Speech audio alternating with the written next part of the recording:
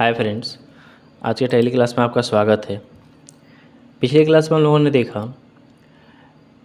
Tally के अंदर stock group का क्रिएशन कैसे होता है और स्टॉक यूनिट ऑफ मेजर का क्रिएशन कैसे किया जाता है और उन दोनों के फ़ायदे क्या हैं, ये हम लोग पिछले क्लास में समझ चुके हैं।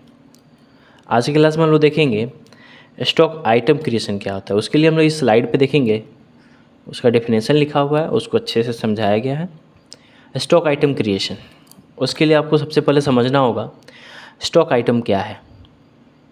स्टॉक आइटम आपकी दुकान या बिजनेस में जो भी सामान खरीदने या बेचने के लिए रखा जाता है उसे हम स्टॉक आइटम कहते हैं। मतलब सिंपल लैंग्वेज में समझें इसको कि अगर आपका कोई बिजनेस है, उस बिजनेस के अंदर आप कोई भी सामान खरीदने और बेचने के लिए रखे हुए हैं, वो सारे सामान को हम लोग स्टॉक आइटम कहते हैं। जैसे यदि आपका दुकान इलेक्ट्रॉनिक की है तो mobile, laptop, television, washing machine etc। मतलब ये है कि अगर आपका दुकान इलेक्ट्रॉनिक आइटम का है, यानी इलेक्ट्रॉनिक आइटम से रिलेटेड है, तो उसमें मोबाइल हो सकता है, लैपटॉप हो सकता है, टेलीविज़न हो सकता है, वॉशिंग मशीन हो सकता है, फ्रिज होता है, एसी हो सकता है। ये सारे सामान हम लोग इलेक्ट्रॉनिक से रिलेटेड आइटम है तो इलेक्ट्रॉनिक्स की दुकान में आ सकता है। वैसे ही आपका दुकान कोई जनरल स्टोर है, यदि आपकी दुकान किराने की है तो sugar, rice, oil, soap etc। मतलब ये है कि अगर आपका दुकान कोई जनरल स्टोर है तो उसमें जितने भी आइटम होंगे, जितने भी सामान होंगे, वो सारे आइटम हो जाते हैं।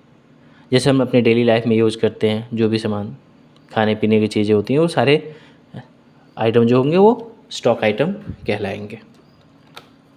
एक नोट है, टैली में स्टॉक आइटम बनाने से आपको ये पता रहता है कि आपके पास कौन सा सामान कितना बचा है, यानी कि कौन सा सामान का क्लोजिंग स्टॉक कितना बचा हुआ है और कौन सा सामान कितना खरीदा और कितना बेचा। देखिए, स्टॉक आइटम बनाने से हमको यही फ़ायदा रहता है, हम बहुत ही आसान तरीके से ये अपने अकाउंट्स के अंदर बिना गोडाउन में गए ये पता लगा सकते हैं कि हमारे पास कौन सा स्टॉक कितना बचा हुआ है, कौन सा सामान कितना बचा हुआ है। तो इससे फ़ायदा ये होता है, सिंपल तरीके से हर आइटम का क्लोजिंग स्टॉक पता कर सकते हैं, कौन सामान कितना रेट पे बिकता है ये भी पता चल जाएगा। चलिए, उसके लिए ये समझ में आ गया होगा स्टॉक आइटम कैसे क्रिएट करते हैं टैली के अंदर, उसको देखते हैं। उसके लिए हम लोग चलेंगे टैली पे। स्टॉक आइटम बनाने के लिए हम लोग टैली पे आ गए।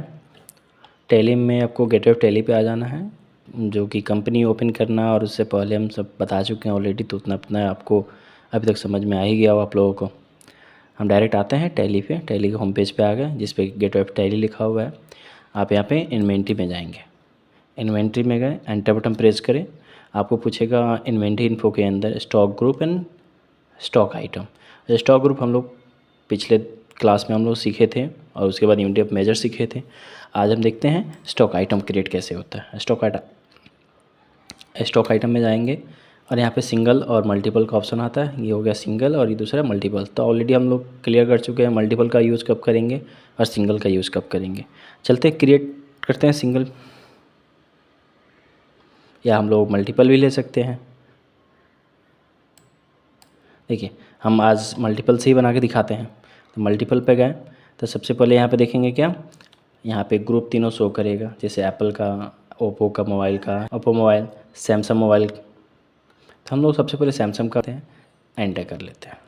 तो देखिए, यहाँ पे मल्टीपल में क्या होता है कि अंडर ग्रुप पहले आ गया और यहाँ पे हम लोग स्टॉक आइटम लिखेंगे, जैसे कि मॉडल नेम जो होता है, जैसे कि सैमसंग का हम फ़ोन लेते हैं, ऐसे सैमसंग गैलेक्सी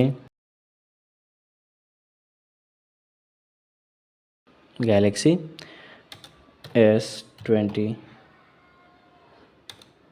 एंटर किए। अब यहाँ पूछता है कि ये यूनिट केजी में बिकना है, लीटर में बेचना है और या पीस में। तो मोबाइल हमेशा पीस में बेचेंगे, तो पीस सेलेक्ट कर लें, एंटर कर।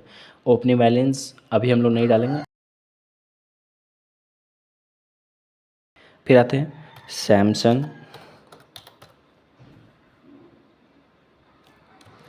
Galaxy S26 ultra. Samsung automatic under group automatic आ जाएगा, क्योंकि यहाँ पे हम लोग पहले से सिलेक्ट किए हुए हैं। यहाँ पे पीस सेलेक्ट करें। ओपनिंग बैलेंस नहीं देना। ओपनिंग बैलेंस कब देते हैं? जब हम लोग बैलेंस शीट वगैरह बनाते हैं तो उसमें पहले से स्टॉक रहता है, तो हम ओपनिंग बैलेंस देते हैं। स्टॉक अभी अवेलेबल नहीं है, इसलिए हम लोग क्या करेंगे, ओपनिंग बैलेंस नहीं देंगे। एक और बना लेते हैं, सैमसंग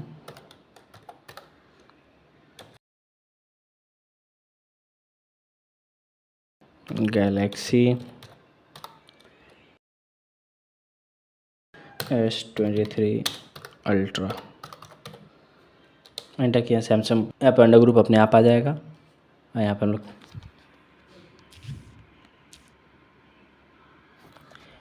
लोग पीस सेलेक्ट कर लें, एंटर करें, ओपनिंग बैलेंस नहीं दें।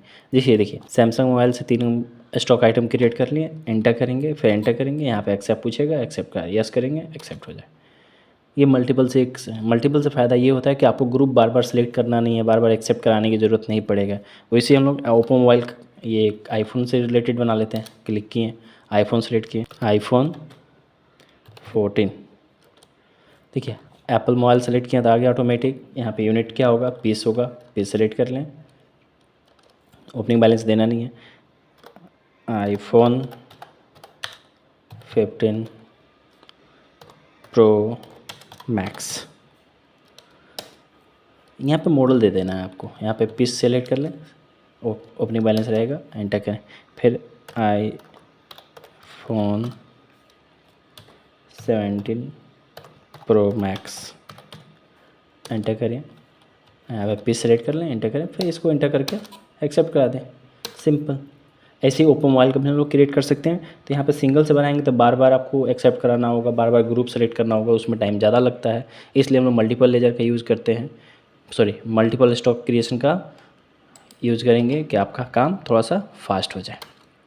जैसे यहाँ पे देखें, अब आते हैं ओप्पो मोबाइल, जैसे ओप्पो A57, एंटर किए, पीस सेलेक्ट कर लें, एंटर करें। ओप्पो